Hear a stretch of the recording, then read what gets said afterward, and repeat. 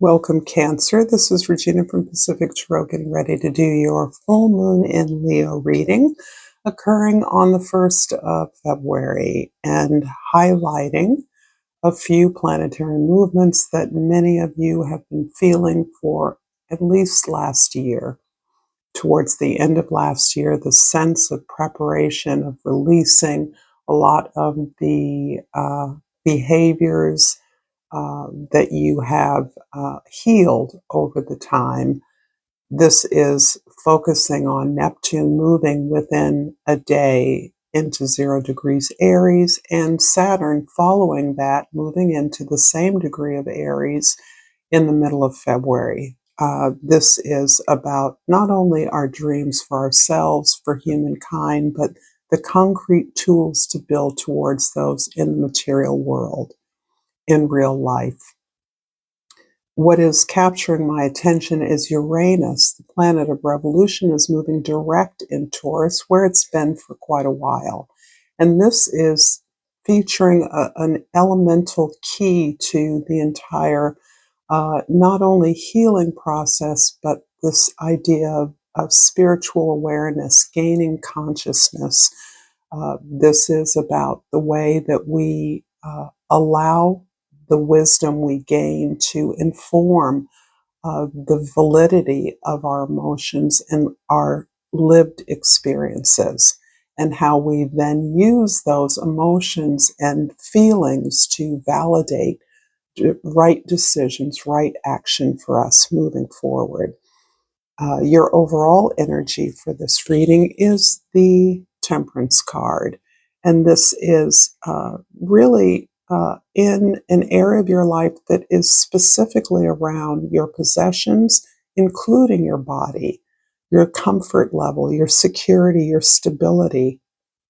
So this is about a long life, a lifelong healing practice that you have navigated for yourself as a way of withstanding some really difficult challenges you've endured, and how you have learned to recalibrate your internal resources and external situations and opportunities to move through gracefully, to learn what needed to be learned in order not to repeat the same mistakes over and over again, but instead to allow what you've learned to inform your forward movement.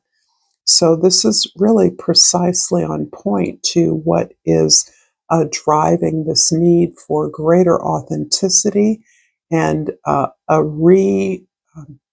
embrace of humankind's ability to be well, to be at peace, to be united, to be focused on the abundance available for all of its members. In the Egyptian sacred animal oracle, I pulled the giraffe for you, number 15, which is the number of the devil card. If that resonates for you, the idea of limitations, physical limitations, and expectations of others. However, the giraffe in this oracle deck, the keywords are abundance. Oops, wrong card, not the frog. The keywords are vision and perspective. That's a little more fitting. And the giraffe is a symbol of elevation and foresight thanks to its long neck, which represents the ability to see far and predict the future. Admired for its grace and tranquility, the giraffe is often depicted in ancient art and hieroglyphics as a symbol of elegance in overcoming obstacles and maintaining a clear view of situations. Its appearance may advise you to adopt a lofty and forward-looking thinking outlook in your life. Look beyond appearances and consider broad perspectives to plan for the future wisely, maintaining calm and facing challenges with grace. Be elegant in your actions and make informed, thoughtful decisions, seeing things from a higher perspective. What a beautiful confirmation of the Temperance card. And for the soul's journey, I pulled self-esteem. I possess gifts of the soul that benefit me and others. This feels clear as a bell. In your 10th house, the house of where you belong in the world, and you're striving to accomplish something in the world. The 10 of Staffs shows that you are indeed quite complete in terms of fulfilling a very critical opportunity and obligation that you've had in your life. You've done everything you can to, it feels as though, make someone else comfortable, to support someone else in your life, to make sure the needs of others have been met as fully as possible. And this has been incredibly depleting to you, incredibly exhausting. In this case, where often I see there is a pressure to do exclusively for others, in this case, I do believe that you're doing something to provide for another in a way that deeply fulfills you, that deeply serves you. This can be helping a loved one or a loved community or those that you feel are deserve to be served in some particular way, to be uh, attended to. This really feels like it is changing your world, your community in some critical way. This can also be some kind of philanthropic or charitable action that you're taking towards members of your community that need your help. And certainly in this particular age, of over policing, regulation by the state. I can imagine a number of scenarios where your support, your attendance is essential to creating a safe environment. In the first house, 2 cards came out for you, and you have the Hierophant and the 10 of Cups.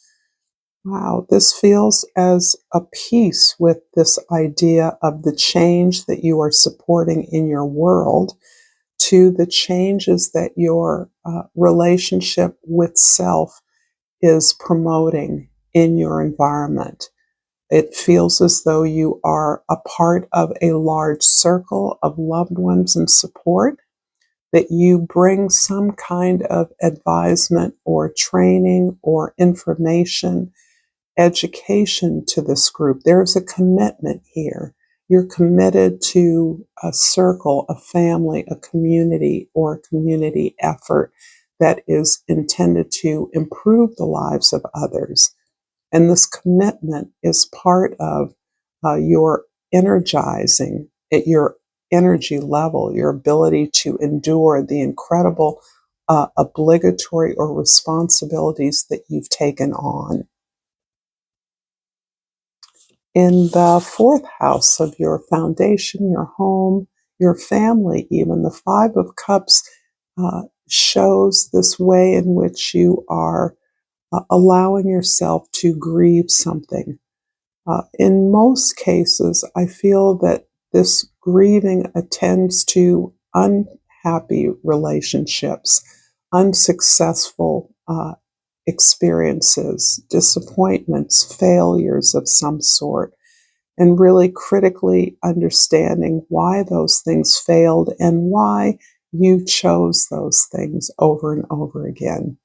This is at a choice point where you have recognized that you are in a position to choose you, that choosing you is what facilitates a healthier experience of relationship.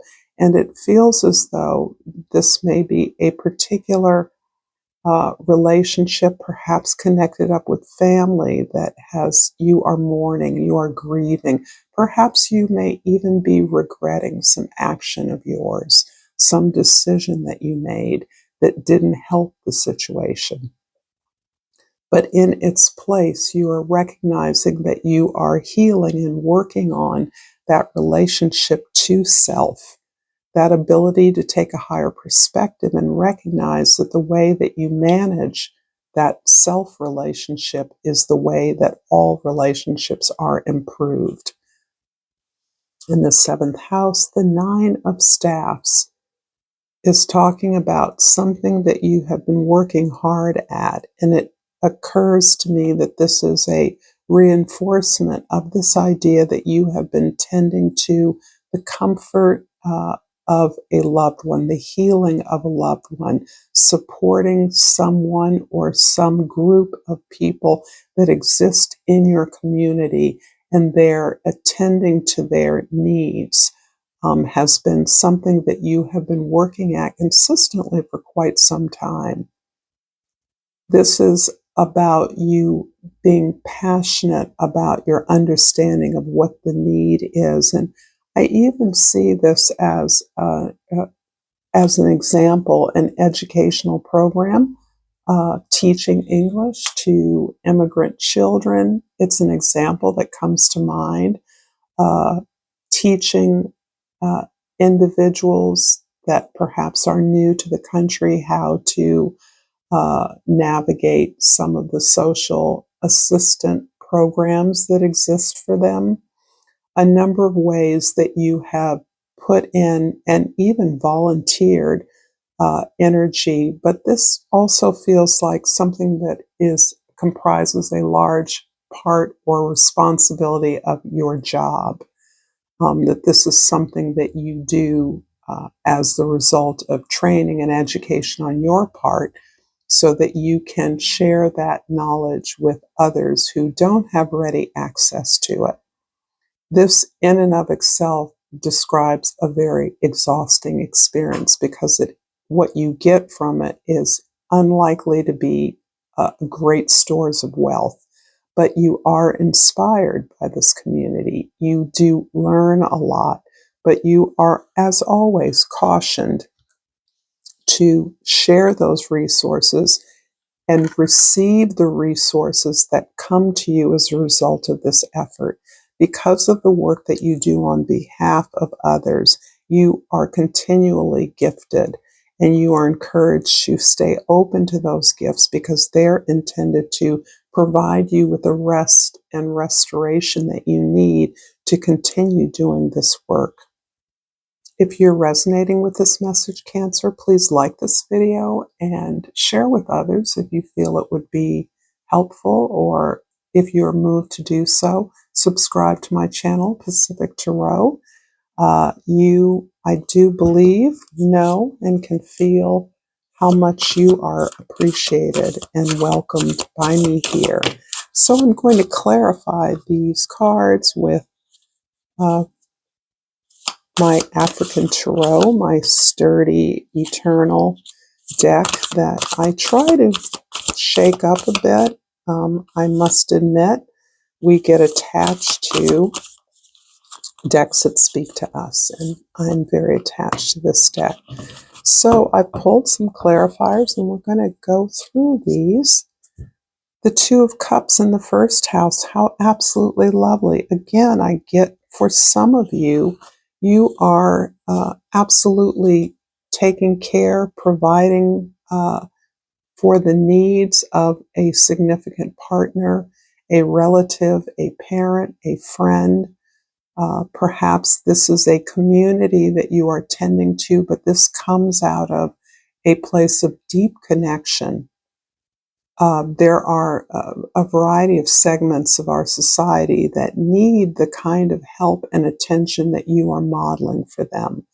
You are bringing them into a community that cares, that provides the necessary training, instruction, support that is needed for their needs to be met ultimately by themselves in the long term. But for some of you, you are really caring for someone in a very deep, all-sided way, someone who has been a significant connection or partner to you in your life. In the fourth house, the house of home, foundation, the Five of Cups is clarified by the Five of Wands. You're not just feeling sorry for yourself in terms of what you see, even regret or mourn as failures or disappointments in your life. You're really doing the work with the Six of Wands. I might have said the Five. The Six of Wands to do your part to create healthier systems This can be in your home, literally, or in your home community. So if, for instance, you've had a failure with a family member or members of family or loved ones, your heart has been broken, you're really owning up to the steps and lessons that you can take to heal that, to make better decisions, and to be successful in helping yourself to establish healthy relationships in your life. That's an example of the kind of struggle or change you may be making, and whatever change it is that is impacting your domestic environment, your foundation, is uh, being equalized, is being tended to, is being victorious or prosperous in some way, and you're receiving recognition for that. In the seventh house, the Nine of Staffs is clarified by the Seven of Swords. This is, unfortunately, this feels like other people telling you that the effort you're making is foolish, is unwise, is unnecessary, is counterproductive. And this can tend to those kinds of occupations or relationships many of us have that fall outside of what is deemed acceptable, respectable, or appropriate for us. This can be choosing to be a teacher instead of taking a corporate job, or uh, being happy staying at a basic level of practice in whatever profession or career or job you have, rather than to strive for leadership or greater managerial control. Those are examples of ways that others disapprove of your decision, your actions, your behaviors in some way that goes against your principles, that uh, sees success and victory as the ultimate prize. And I do believe your premise, your frame is very different. You don't see victory as a prize, you see growth as an eternal process of life that you value and you support. In the 10th house, the 10 of Staffs is clarified by the 5 of Wands. And yes, we're all working through solutions these days. We're all collaborating, debating, working on ways to solve real world problems, working with people that are different from us. For you, I feel it's about delegating many of the tasks that you've taken on, and you are now delegating those to those who are appropriate to learn or gain knowledge from executing some particular responsibility or task. So I see you releasing the need to do everything, to control every aspect, particularly if this is something like taking care or providing care for others. You are at a point where you understand you have to select the appropriate assistants that understand what your wishes as translated from uh, the person or the effort that you are managing, to be able to execute that successfully, to bring their best thinking, their best effort, as inspired by you, to complete discrete tasks that relieve you of the overwhelming burden and exhaustion of doing everything. I'm going to finish this reading, Cancer, with a rest card. These are my absolute prize these days as I'm learning the wisdom of rest. I will wander and flow more. Rest is an experiment. You don't have to know everything right now. You will never know everything. Resting in a capitalist system will be a meticulous love practice. You don't have to have it all figured out. Your desire to reclaim your time and your body from exhaustion is the first step to a rested future. Focus on experimenting with rest. as a tool for your liberation. Don't you love these? I do. I hope you've enjoyed this video. Please like this video, subscribe to my channel, Pacific Tarot. Until next time, Cancer, namaste.